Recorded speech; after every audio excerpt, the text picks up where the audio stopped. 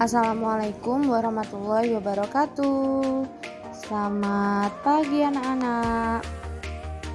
Kembali lagi dengan saya dalam mata pelajaran Pendidikan Agama Islam dan Budi Pekerti kelas 6. Nah, dalam pertemuan kali ini kita akan membahas tentang pelajaran 4, yaitu zakat. Sebelum kita memulai pembelajaran hari ini, alangkah baiknya kita berdoa terlebih dahulu. Bismillahirrahmanirrahim. Raditu billahi robba wa bil islami dina wa bi muhammadin nabiyya wa rasula rabbi zidni ilma warzuqni fahma amin ya rabbal alamin. Nah, dalam pembelajaran kali ini kita akan membahas tentang mari mengenal zakat.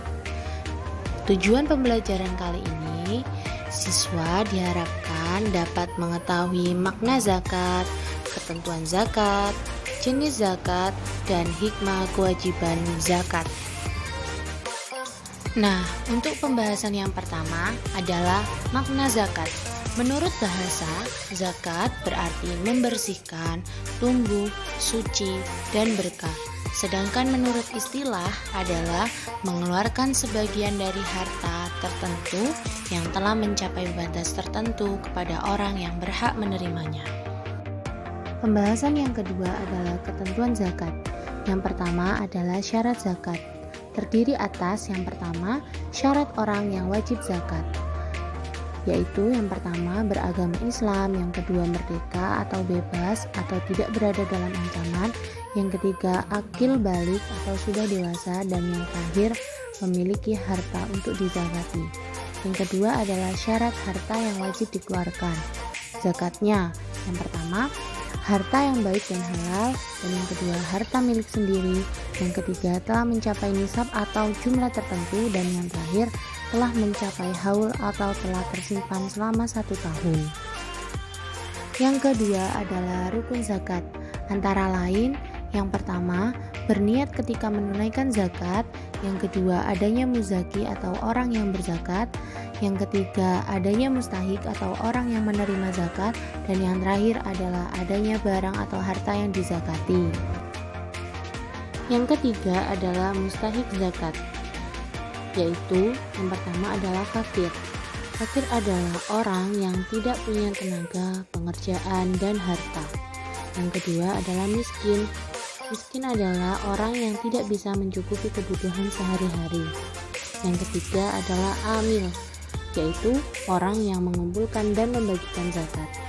Yang keempat adalah mu'alaf, orang yang baru masuk Islam. Yang selanjutnya adalah hamba sahaya atau budak. Yang selanjutnya gorim atau orang yang berhutang. Yang selanjutnya sabilillah atau orang yang berjalan di jalan Allah. Dan yang terakhir adalah ibnu sabil, orang yang sedang dalam perjalanan yang kehabisan bekal untuk melanjutkan perjalanannya. Yang selanjutnya adalah macam-macam zakat. Yang pertama adalah zakat fitrah. Zakat fitrah adalah zakat yang diwajibkan kepada setiap jiwa, yakni mengeluarkan sebagian harta berupa makanan pokok yang dimakan kepada orang yang berhak menerimanya. Hukum menunaikan zakat fitrah adalah wajib bagi setiap jiwa atau individu berdasarkan hadis Rasulullah SAW yang berarti dari Ibnu Umar bahwasannya Rasulullah SAW mewajibkan zakat fitrah pada bulan Ramadan kepada semua orang muslim, orang yang merdeka atau hamba sahaya laki-laki atau perempuan sebanyak 1 so atau 3,1 liter kurma atau gandum. Hadis riwayat Muslim. Kadar untuk membayar zakat fitrah sebesar 1 so atau 2,5 kg atau 3,1 liter berupa makanan pokok yang kita makan sehari-hari atau bisa diganti dengan uang. Nah, waktu untuk membayar zakat adalah sejak terbit fajar Idul Fitri hingga menjelang sholat Id. Tetapi zakat fitrah dapat juga dikeluarkan sejak awal bulan Ramadan sampai akhir bulan Ramadan. Nah, untuk niat zakat fitrah adalah Bismillahirrahmanirrahim. Nawaitu an ukhrija zakatal fitri an nafsi fardha lillahi ta'ala. Yang berarti, aku niat mengeluarkan zakat fitrah untuk diriku dan seluruh orang yang nafkahnya menjadi tanggunganku fardu karena Allah. Yang kedua adalah zakat mal atau harta, yaitu zakat yang dikeluarkan disebabkan atas harta atau mal yang dimiliki oleh seseorang dengan syarat dan ketentuan yang telah ditetapkan dalam Islam. Nah, syarat seorang diwajibkan mengeluarkan zakat mal yang pertama adalah pemilik harta adalah orang Islam yang telah balik dan berakal. Yang kedua, harta milik penuh, yakni harta merupakan milik sendiri. Yang ketiga, berkembang, yakni harta memiliki potensi untuk berkembang. Dan yang keempat, mencapai nisab, yakni harta telah mencapai jumlah tertentu. Yang kelima adalah bebas dari hutang, yakni harta diperoleh dengan usaha sendiri.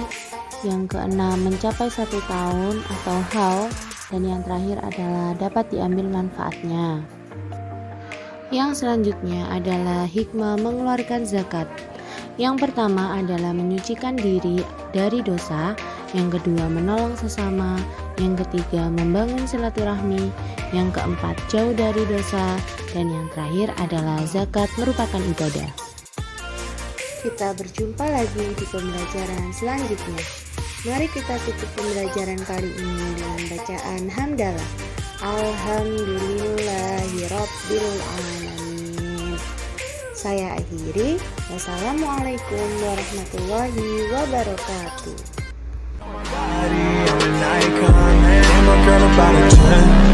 I should fuck her